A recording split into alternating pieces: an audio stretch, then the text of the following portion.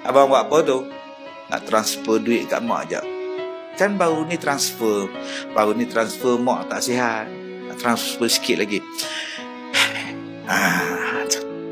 Dengan mak awak bagi. Dengan mak kita, mak awak pun saya bagi juga. Yelah, tiap-tiap minggu bagi melampau tu bang.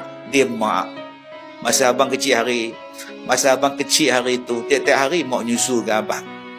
Tak ada pula mak kata pada abang, semalam kan dah minum, lusa pula tak ada pula tuan-tuan. Tapi bila mak dah tua, abang dah bekerja, semalam dah kasih duit. 2 hari lepas dah kasih duit. Tiap-tiap hari kasih duit, bankrupt kita abang.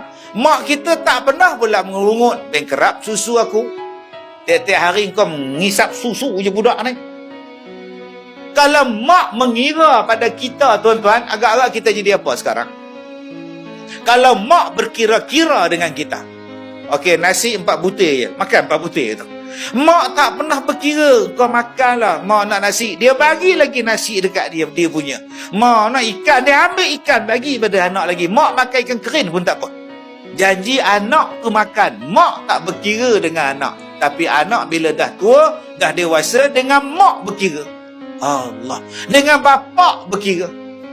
Bapak ni tak berkira tuan-tuan. Sanggup berhutang. Janji anak dapat beg sekolah, dapat kasut sekolah, dapat belanja sekolah, dapat motor OES Pi nak pergi sekolah. Tapi bila pak dah tua, anak dah bekerja, berkira dengan bapak. Tuan-tuan pernah jumpa bapak beli gula-gula makan lentandah di rumah? Zaman kita dulu kendos. Beli kendos duk makan lentandah.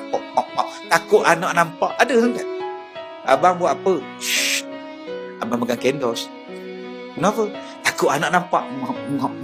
Ada tak bapak macam tu? Tak ada. Dia angkat tangan lagi. Anak-anak ayah, gula-gula. Anak-anak ayah, biskut kepala lutut. Ustaz, biskut kepala lutut tu bukan untuk orang bersalin ke? Yelah, mak dia bersalin. Pantang tuan ni. Tapi bila anak dah besar, mak dah tua, bapak dah tua, anak dengan menantu nak pergi langkawi, shh. Abang, jangan bagi tahu mak kita pergi langkawi. Kan orang tua tu nak ikut. So, apa masalah? Tak nak. Orang nak berjalan kat China. Mak ikut kan, mak berjalan dengan abang saya buat apa? Apa masalah? Kadang-kadang tak bagi tahu. Tak bagi tahu.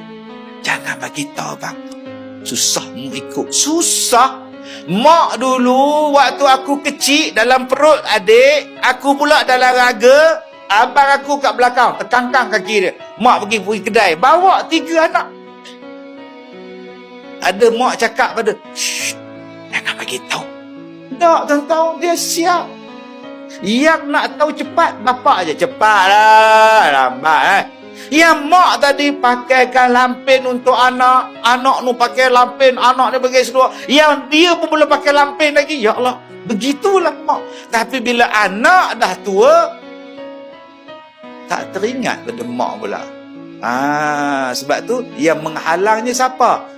Manusia. Sebab tu yang mana belum kahwin, pastikan suami kita, isteri kita bukan setakat boleh terima kita sebagai suami isteri dia. Mak kita, bapak kita, kau boleh terima juga. Kalau kau tak boleh terima mak bapak aku, minta maaf, aku cari orang lain. Aku cari orang lain. B, betul ke B? Bukan kita tak suka dengan mak B. Tak, kalau awak suka dengan B, awak kena terima mak B, pak B. Banyaknya B. Sampai ada yang cakap, abang jangan ajak pula mak datang sini. Pesan pula tu. Minggu depan mak nak datang. Dia, bila mak mertua datang, mak keluar turun daripada Grab, mak tu keluar. Mak datang. Bila mak nak balik? Astaghfirullahalazim. Belum masuk dalam rumah dah tanya dah.